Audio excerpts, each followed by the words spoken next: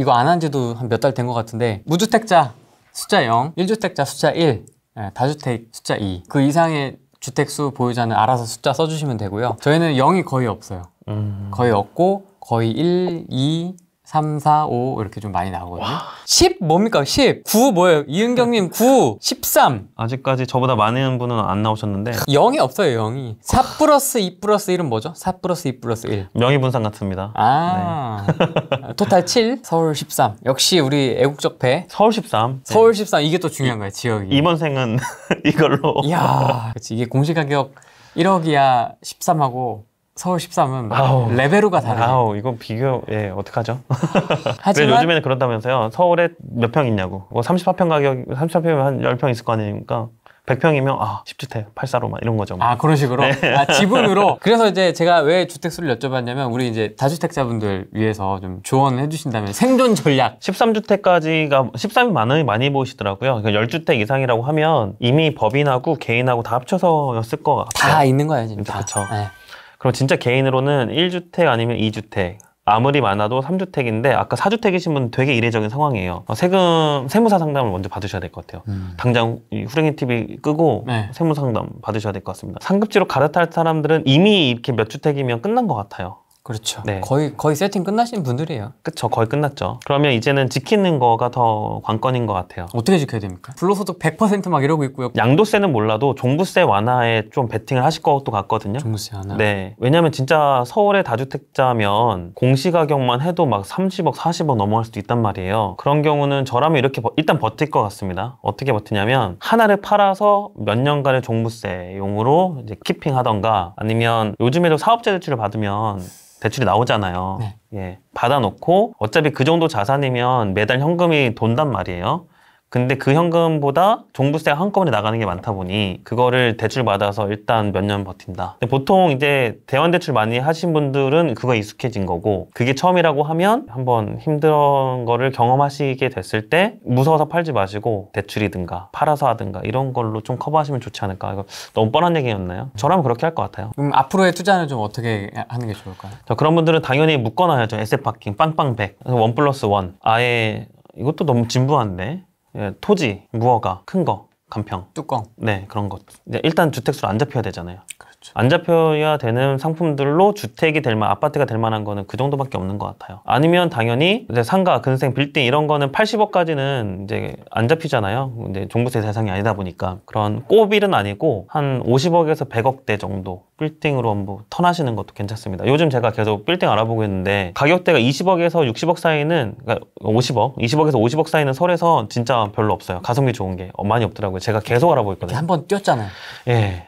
그럼 여기서 가성비 나오려면 적어도 50억에서 80억은 돼야 될 것 같아요. 꼬마 빌딩 계속 찾고 계세요? 네. 그럼 기회가 되면 이제 그걸로. 네, 가련이 망했으니까 저는 그걸로 전환할 겁니다. 해야 됩니다. 지금 솔직히 똥줄 타는데 빨리 사야 될 것 같아가지고. 근데 진짜 많이 올라가지고 다들 그거 찾고 있더라고요. 네, 저도 마찬가지입니다. 여러분 경쟁자입니다. 핵심 키워드는 절세. 네. 요거에 지금 맞춰야 된다는 말씀이신 거죠? 정리를 하자면. 맞습니다. 그 다음에 공격적 투자는 좀 종목을 나눠라. 어떤 식으로 나누는 게 좋을까요?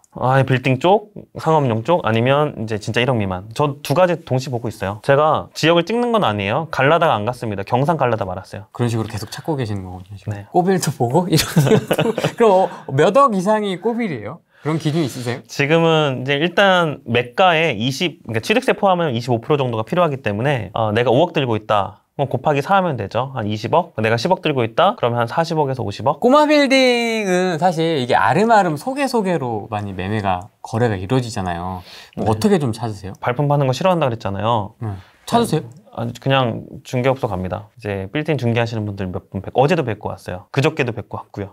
각각 네. 다른 분들을? 네, 각각 다른 분들. 물건이 다르기도 하고 어디는 매수인이 많고요. 어디는 매도인이 많아요. 매도인이 많은 경우도 있어요? 네. 이제 중개법인들도 크면 클수록 매도인이 많으세요. 근데 물론 매수인도 많지만 이제 매수인이 대기하고 있는 거는 더 가성비 있는 물건 찾으시겠죠. 근데 어느 중개법인 쪽 가면 매수 대기는 엄청 많은데 중개 쪽에서는 가성비 있는 걸 찾아드려야 되니까 이거를 조금 더 워워하면서 좀 가는 경우도 있긴 하더라고요. 1년째 공부를 하고 있네요. 힘드네요. 투자는 하고 싶은데 보수적인 투자는 어떻게 방향을 잡는 게 좋을까요? 지금 2주택입니다. 자, 보수적이다. 돈을 안 잃어야 된다. 그러면 세금에서 이득을 봐야 된다거든요. 보수적이다. 세금 내고 내고 판다, 1주택을 비과세를 판 다음에 갈아탄다. 이것도 결국 세금이네요. 결국. 세금을 안 깎아 먹어야 되는 거죠. 그쵸. 근데 그 다음에 보수정이라고 하는 거는 이제 돈에 대한 문제고, 이제 어떤 입지를 선택했을 때 떨어지지 않아야 되잖아요. 그러면 저평가를 사야 돼요. 저평가의 상태인 거는 이제 구간마다 다르다고 생각하는데, 이제 서두에 말씀드렸던 현재 입주권, 현재 분양권 상태가 저는 저평가라고 보는 거예요. 예를 들면 이제 성남 같은 경우에 그 산성역 자이, 그리고 이제 금빛그랑 매종, 아니면 랜더손 이런 애들이 있어요. 이런 애들이 단대푸르지오가 10년 넘은 아파트인데 걔 팔사 가격하고 지금 입주권 분양권 상태하고 팔사 가격이 똑같아요. 그러면 뭐가 싼 건지는 판단되잖아요. 바로 나오네. 네. 그럼 사야 되는데 왜 그 가격에 머물러 있냐? 실투자금이 막 8억씩, 10억씩 들어요. 분양권이라고 하면 분양가가 5억이었거든요, 팔사가. 근데 피가 이제 10억 붙은 거예요. 이거 살 때는 계약금 5천, 대출 안 나오는 20%, 1억, 거기에다 피를 10억 얹으니까 거의 취득세까지 나중에 생각하면 12억 정도가 들어가요. 근데 단대푸르지오는 갭이 6억이면 사는데 거기서 이제 가치 판단. 그래서 총매가 개념도 있어야 될 것 같습니다. 근데 저라면 그거 하죠, 당연히. 돈은 당장 들어도 싸게 사는 거. 1기 신도시는 좀 어떻게 보십니까? 1기 신도시, 2기 신도시 나눠서. 2기 신도시는 거의 성수기를 지나서 더 가냐 마냐 있는 것 같고요. 네. 1기 신도시 제가 좋게 보기 때문에 샀어요. 괜찮습니다. 어디 사셨어요? 분당 샀습니다. 일산은 왜 안 사요? 제가 멀어요. 저 수원이 저 경부 라인만 좋아합니다. 제가 만약에 서쪽, 서남권, 서북 쪽 있었으면 일산도 샀을 것 같아요. 네, 그리고 갭으로 있었을 때는 제가 타이밍 당연히 놓쳤고요. 서남권에 있어도 분당 사셨을 것 같은데. 그럼 목동 샀겠죠? 실제로 분당 살 때 목동 같이 봤거든요. 느낌이 안 와. 동네는 좋은데. 아무리 봐도? 네. 그래서 제가 느낀 게 있죠. 익숙한 곳 사는구나. 결국은 아까 후추쌤도 의사 선생님이 다 다른 지역 있다 그랬잖아요. 네. 서남권에서 돈 벌면 그냥 양천 가거나 이제 대치가 그냥 가거나, 이제 서부권에 있으면 마용성도 오겠죠. 성수동도 가고 저기 넘어오기도 하고 그런 식 같은. 1기 신도시가 지금 안양이 엄청 올랐어요, 단기간에. 평촌 쪽 신축들 엄청 오르고 만안구까지 투가로 지정되면서 특히 CL4레자이 같은 경우도 호가가 84가 15억 나와요. 이게 거래되면 장난 아닌 거거든요. 네, 그래서 신축 가격이 오르기 때문에 당연히 반사이익은 되려 거꾸로 역으로 1기 신도시로 간다. 판교 오르면 분당 오르잖아요. 만안구 쪽이나 평촌 하공간은 아닌데 신축이 오르면 당연히 평촌 신도시도 오르는 거고, 그에 따라서 그죠, 부천도 오르는 거죠. 일산 오르면 그러니까 원시티가 또 하드캐리 하는 거고, 이렇게 생각하는 거 편한 것 같아요. 운정이 9억인데 우리 일산이 이런 거, 그럼 호가를 올리죠. 당연한 내용 같아요. 그럼 분당은 지금 상대적으로 좀 저렴해 보이는 게 있어서 사신 거예요? 작년에 샀어요. 그래서 지금은 많이 올랐고, 항상 그렇잖아요. 우리도 전셋집을 구할 때 내가 원하는 딱 지역이 있고 돈이 부족하면 그 옆단지, 부족한 옆단지 계속 가는데, 이게 끝까지 가진 않고 어느 순간 스탑을 하겠죠. 근데 그 분당은 스탑되는 지역이 사실 많지 않고, 죽전으로 가면 스탑 개념이 나오겠지만 이제 분당 내에서는 그래도 그 바깥쪽에서는 중대형은 좀 싼 게 보이긴 하더라고요. 일단 제가 산 거는 그때보다는 좀 많이 올랐긴 했었어요. 그러니까 지금의 요지, 특히 이제 GTX A 노선 주변에 있는 이제 분당은 많이 비싸요. 엄청 올랐습니다. 더 오를 것 같긴 한데. 맞아요. 거기 뭐 굿모닝 파크도 있고 판교랑 연결되면 더 오르겠죠. 벼락거지가 된 느낌을 많이 받고 있거든요. 네. 어떤 이야기를 해주시고 싶으세요? 사실 우리 이제 몇 년 구력이 된 투자자들은 옛날 상황을 다 알고 있잖아요. 근데 그거를 그대로 차용해야 되나? 이걸 말해줘야 되는 거는 시대적으로 조금 다른 것 같아요. 물건도 다르고 금액도 달라졌어요. 근데 인정해야 되는 부분은 확실히 가처분 소득이 늘어난 것도 인정을 해야 되고, 대출이 더 쉽게 받을 수 있는 상황인 것도 인정을 해야 돼요. 금액은 작은데 대출에 대한 부담감은 조금 덜어진 시대 같거든요. 그다음에 돈의 규모 자체가, 예를 들어서 대학교 때 50만 원 쓰는 것 자체가 너무 스트레스, 큰 돈. 근데 비트코인에 30이든 50이든 대학생들이 받고 25만 원 까이고 막 그러잖아요. 돈의 개념이 약간 라이트해진 개념도 있어요. 물가 상승도 이제 같이 있고, 그거에 부담이 없는 세대라고 하면 2030 세대 같은 경우는 일단 번듯한 직장, 대기업이 아니에요. 연봉은 작을 수 있는데 중견급 이상 기업, 또는 난 무조건 사무직 직군 가고 싶은데 약간 그 생산 직군도 가능. 이거는 10보 진출을 위한 한 2보 후퇴 정도 개념으로 가면, 여기서 포인트는 뭐냐면 대출이 잘 나오는 구조를 만들어야 되는 얘기예요. 어차피 시드를 모을 때까지는 너무 기간이 오래 걸려요. 연봉 3천이다, 월 200 모으는 거 불가능. 100 모아야지 잘 모으는 거고, 1년 모으면 1200, 3년 모아야지 3600이잖아요. 보통 시드는 저는 3000이라고 보거든요. 무조건. 1000만 원대에 있는 장은 작년 초에 끝났고, 지금 썩비를 해야 되는데 초보 투자자의 첫 석빌 1000만 원 안 되잖아요. 그러면 안정적으로는 3천에서 5천이에요. 근데 그 돈을 3년을 기다리지 않고 좋은 직장에 연봉이 작더라도 3개월 이상 봉급을 받으면 그때부터는 신용이 보증이 되죠. 대신해서 회사가 보증을 해주는 개념이라서 거기에 대출 땡기고 어차피 돈은 못 모으니까 그 돈으로 바로 투입이 나와요. 제 사촌 동생 같은 경우도 삼촌이 이제 수원에서 작게 2주택을 갖고 있는데 이번에 경찰이 됐거든요. 사촌 동생이. 그러면 경찰 직구는 너무 좋은 게 일단 수습 기간 끝나면 연봉 괜찮고 이제 공제해서 대출 잘 나오고 저리로 이런 걸로 바로 투입이 되죠. 근데 아버지가 투자를 하고 있다 보니까 저한테 맡기려는 거죠. 3개월 후에 봉급받고 대출 실행해서 너한테 맡기겠다. 이야. 굉장히 부담이죠. 근데 그게 이제 올바른 방향이다. 투자를 위해서는. 그래서 이게 다음 스텝은 뭐냐면 3천, 5천을 확보했을 대출로 바로 투자하지 말고 그거 보통 3% 정도 이자가 나올 거잖아요. 3천 해봤자 한 달에 얼마죠? 7만 원, 8만 원 꼴이에요. 이자 내보는 거죠. 내보아서 부담이 안 된다라고 하면 그냥 이 돈을 투자하고 나는 이자만 내고 돈을 몇 천 더 번다 개념으로 한번 경험을 해보는 게 좋을 것 같아요. 그럼 이게 한 번 맞물리고 두 번 맞물리고 그럼 기존 투자자들 같이 뭐 성숙된 투자가 돼 있겠죠. 원룡이님을 제외하고 또 수많은 투자자들이 있잖아요. 많이 네. 보셨잖아요. 네. 그 잘 투자를 하시는 사람들의 좀 특징 같은 게 있을까요? 대출 일단 안 무서워하고요. 지릅니다. 일단 그치. 질러요. 그치. 네. 공부하지 않아요. 공부가 짧아요. 아, 공부가 짧아요? 네, 짧아요. 누구 한 사람 잘 붙들고 가는 경우도 많아요. 그게 더 저는 좋은 것 같아요. 보통 40대, 50대들 아재들이라고 하잖아요. 저도 이제 30대 후반인데 본인이 확인하고 공부해야지만 고하는 경우가 많거든요. 그렇게 하면 지금 좀 늦더라고요. 그렇게 해서 될 만한 거는 무게가 이제 있는 얘는 빌딩 50억 이상 지금은 그 정도가 된 것 같고요. 그 이하 가격대면 공부가 길면 타이밍은 늦은 것 같습니다. 진짜 속도가 빨라요. 네, 엄청 빠릅니다. 단톡방이 엄청나고요. 그래요. 저도 느릴 때가 많거든요. 보통 한 개만 들어가 있지 않잖아요. 네. 이렇게 지금 보면 뭐 막 다 999, 뭐 300, 이렇게 300 플러스 막 이렇게 돼 있잖아요, 다들. 맞아요. 그러니까 뭐 하나 이슈 터지면 막 쫙 퍼지니까 누가 어디 갔다더라 막 이런 거 있잖아요. 맞아요. 뭐 이런 거 막 쫙쫙 퍼지니까. 거기에 허위 정보도 갈아놔야 되고. 네, 막 네, 또 이게 흘리는 사람, 이상한 걸 또 흘리는 사람도 있고. 맞아요. 잘못된 거를. 네, 세력이라고 불리는 분들도 몇 분 알고 있는데 저는 못 하겠더라고요. 지금이라도 그 경험을 해보시면 늦지 않다라는 거죠. 네, 그 3천, 5천을 모으지 말고 대출 바로 받아라. 편견이라고 해야 될까? 네, 처음 이걸 내가 대출 받아서 이거 잘못되면 어떡하지? 근데 비트코인도 하잖아요. 그래서 젊은 친구들은 네. 하잖아요. 그래서 이게 맛보라는 게 뭐냐면 진짜 5천이라고 할게요. 5천에 3%이자 한 달에 12만 원. 그걸 3개월 내봐요. 36만 원밖에 36만 안. 원. 네. 그다음에 중도상환 수수료 1%에서 1.5%잖아요.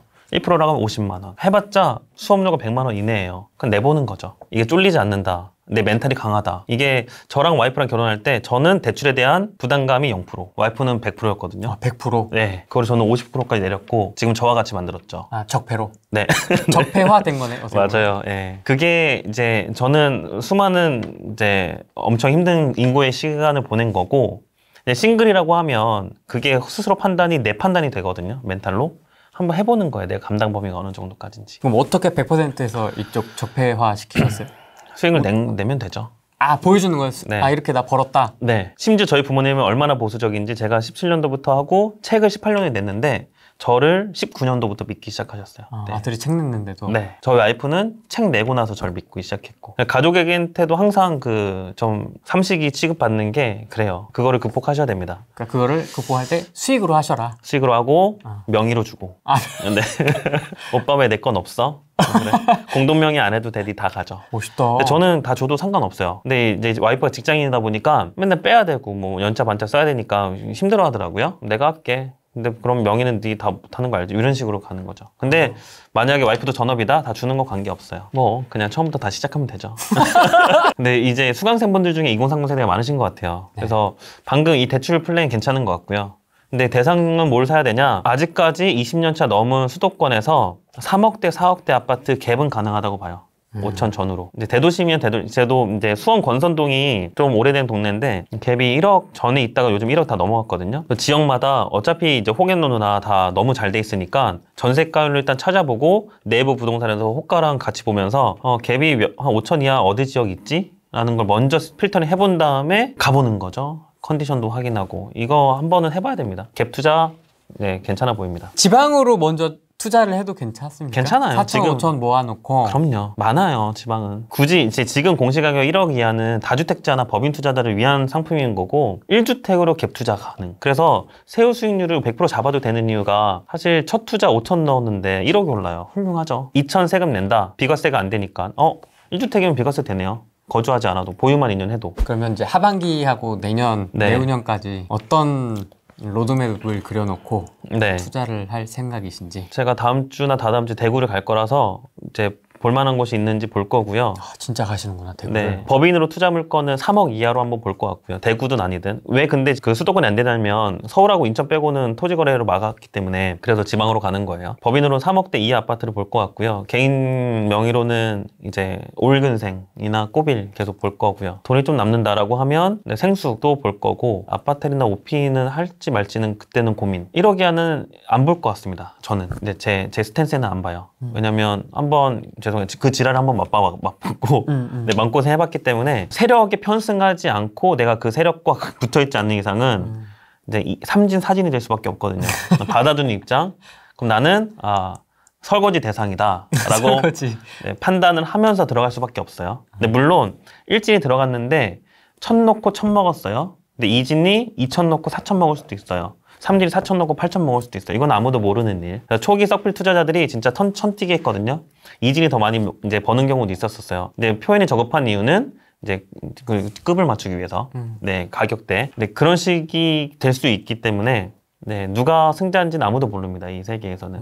네, 적어도 이거는 고수의 영역이고 이제 담이 높으신 분들의 얘기고 초년생 좀 첫 투자에서는 그런 물건들을 기피하시고 말씀드렸던 지방 괜찮은 입지의 갭 투자 5천 이내 수도권에서 남아있다면 5천 이내 하셨으면 좋겠습니다. 지금은 다 운영으로 많이 넘어가신 것 같아요.